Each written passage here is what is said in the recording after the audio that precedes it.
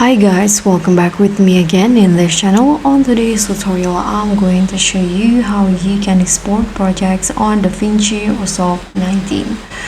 So here, after you finish your edits and everything, if you want to export, you can just tap on the deliver here at the bottom right corner.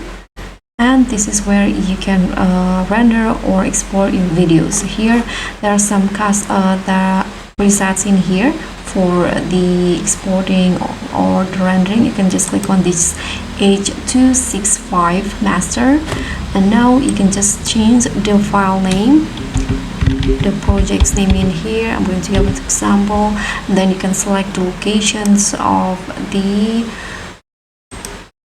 project will be saved. You can just choose the folder, and for the rendering here you can choose to render only single clip or individual clips. I'm going to just leave it as it is and then tap on video in here, and this is the export video setting.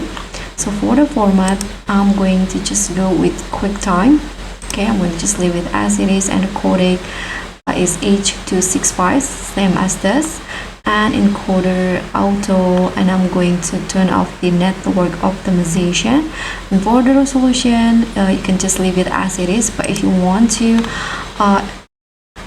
export in higher quality or 4K, you can try to use this Ultra HD, and you can change the frame rate. I'm not going to, and the quality, I'm going to go with automatic. Here you can also choose to restrict to if you want to. I'm going to just go with automatic, and this is the encoding profile in here, and the keyframes, just leave it at by default. And here there's also this advanced settings. You can see this is the pixel aspect ratio. I'm going to go with square, data levels, and in here color space tag, same as project, and the gamma tag you can change it to how you like it. For example, I'm going to go with to change it with this, and here I'm going to enable this use optimized media, use proxy media, use render cache image.